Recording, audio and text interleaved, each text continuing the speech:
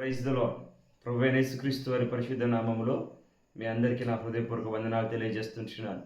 దేవుడు మరొక చక్కటి దినాన్ని మనకు అనుగ్రహించాడు. ఈ దినాన్ని బట్టి మనం ప్రభువుని స్తుతిద్దాం, ప్రభువులో ఆనందిద్దాం. ఇది యెహోవా ఏర్పాటు చేసిన దినము, దీని యందు ఉత్సాహించి సంతోషించదము అని కీర్తనకారుడు చెప్పినట్టుగా ఈ దినము కొరకు ప్రభు మన జీవితాలు సిద్ధపరిచిన మేలులన్నిటినీ మనం పొందుకున్నట్టుగా దేవుని యొక్క కృపాసనం మీద మనం వెళ్దాం. ఈ దినము కొరకు దేవుడు సిద్ధపరిచిన వాక్య భాగాన్ని కూడా మనం ధ్యానిద్దామండి. కొండ మీద ప్రసంగాన్ని మనం ధ్యానిస్తున్నాం. కొండ మీద ప్రసంగము అనేది యేసు ప్రభు వారి వెంబడి నడిచేటువంటి శిష్యుల కొరకు, లేదా యేసు ప్రభు వారి వెంబడి నడవాలనుకుంటున్న వారి కొరకు దేవుడు ప్రసంగించినటువంటి వర్తమానం. ఈ లోకస్తులకు కాదండి, అన్యజనులకు కాదు, క్రీస్తు యేసును అనుసరించి వారి కొరకు దేవుడు సిద్ధపరిచినటువంటి మాటలు. అందులో అనేకమైన విషయాలు మనం ధ్యానిస్తూ వస్తున్నాం. ఈ దినము కూడా మనం ధ్యానించబోయే అంశం ఏంటంటే సమాధానం, peace fellowship with your brothers and with your co people. నీతో సహచరులతోనూ, నీ సహోదరులతోనూ లేదా సహోదరిమణులతోనూ సమాధానము కలిగి ఉండడం అనే అంశం పైన మనం ధ్యానిస్తున్నాం. అవునండి, 5వ అధ్యాయంలో మనము మొదట ఈ లోకానికి మనము ఉప్పు వెలుగై ఉన్నాం అన్నటువంటి మాటలు మనము ధ్యానించాం. దాని తర్వాత నిన్నటి దినాన మనము దేవుని యొక్క వాక్యము నెరవేర్పును గురించి మనం నేర్చుకున్నాం. దాని తర్వాత ఉన్నదే మరి నరహత్య చేయవద్దన్న మాట మీరు విన్నారు కదా. నరహత్య చేయువాడు విమర్శకులోనని పూర్వీకులతో చెప్పబడిన మాట మీరు విన్నారు కదా. నేను మీతో చెప్పున్నది ఏమనగా, తన సహోదరుని మీద కోపపడు ప్రతివాడు విమర్శకు లోనగును. తన సహోదరుని మీద కోపపడు ప్రతివాడు. చూడండి, అనేక సందర్భాల్లో చీటికి మాటికి సహోదరుల పైన లేదా తోబుట్టువుల పైన లేదా మన ఇరుగు పొరుగు వారి పైన కోప్పడిపోతూ ఉంటాం. కోపపడము అన్నది నరహత్యతో సమానమని యేసుప్రభువు వారు మాట్లాడుతుంటున్నారు.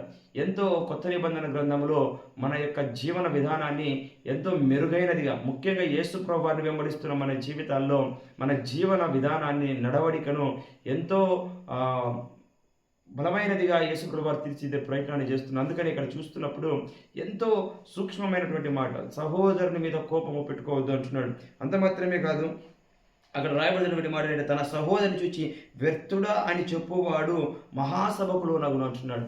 ఒకటి, కోపపడకూడదంట, వ్యర్థడా అని చెప్పి దూషించకూడదంట. పనికిరాని వాడా, నువ్వు చేనికి పనికిరావు, నిష్ప్రయోజకుడవు అని ఈ రీతిగా నీ సహోదరుని నువ్వు దూషించకూడదని చెప్తున్నావు. అంత మాత్రమే కాదు, బలిపీఠం వద్దకు వచ్చినప్పుడు, అనగా ప్రార్థన స్థలానికి నువ్వు వచ్చినప్పుడు, దేవుని సన్నిధికి నువ్వు వచ్చినప్పుడు, నీ సహోదరుని పైన, నీ సహోదరునికి నీ పైన విరోధం ఏమైనా ఉంటే మొదట వెళ్ళి అర్పణ విడిచిపెట్టి వెళ్ళి సహోదరుతో సమాధాన పడమని యేసుప్రభువు వారు ఇక్కడ మాట్లాడుతున్నటువంటి సందర్భాన్ని కూడా మనం చూస్తాం. అంతేకాదు, ప్రతివాదితో నీవు ఏదైనా గొడవ కలహం ఉంటే త్రోవలో ఉన్నప్పుడే సమాధాన పడమని కూడా యేసుప్రభువు వారు సూచిస్తున్నట్టుగా మనం చూస్తూ ఉంటున్నాం.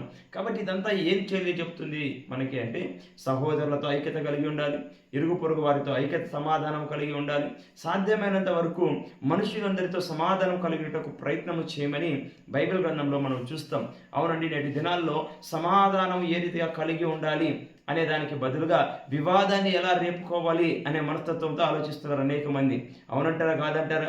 చాలామంది వారి హృదయాల్లో ఏది తోచితే అది మాట్లాడతారు, ఎలా అనాలనిపిస్తే అలా అనిపిస్తారు, ఏది చూడాలనిపిస్తే అది చూస్తారు. అనేక సందర్భాలలో హృదయంలో కఠోరమైనటువంటి ద్వేషాన్ని పెట్టుకొని మనుషుల మీద విషము చిమ్మే ప్రయత్నాన్ని చేస్తూ ఉంటారు. కానీ యేసుప్రభువు వారు మనకు నేర్పిస్తున్న విధానం ఏంటి అంటే, even if you have the anger in your heart, నీ హృదయంలో ఒకవేళ కోపం ఉంటే ఆ కోపం విషయాన్ని కూడా నువ్వు ప్రదర్శించొద్దు. ఆ కోపాన్ని అణుచుకొని సమాధానాన్ని ప్రకటించు, సమాధాన వార్తను ప్రకటించు, సమాధానంతో బ్రతుకు, నీ సహోదరుడితో సమాధానము కలిగి ఉండు. ఒకవేళ నీ సహోదరుడు ఏదైనా తప్పిదము చేస్తే క్షమాపణ అడుగు, క్షమించమని అడుగు. ఆ వ్యక్తితో నువ్వు సఖ్యత కలిగిన దానికి ప్రయత్నం చేయి. ఇదిగో క్షమించువాడు ఎంతో గొప్ప కృపను పొందుకుంటాడని దేవుని వాక్యంలో రాయబడింది. కాబట్టి మనం ఒకవేళ నీ సహోదరుని పైన ఏదైనా విరోధం కలిగి నీ పట్ల ఏదైనా కక్షపూరితంగా వ్యవహరిస్తూ ఉంటే వెళ్ళి నీవే ఇనిషియేట్ తీసుకో, వెళ్ళి నీ సహోదరునితో మాట్లాడు, సమాధాన పడు.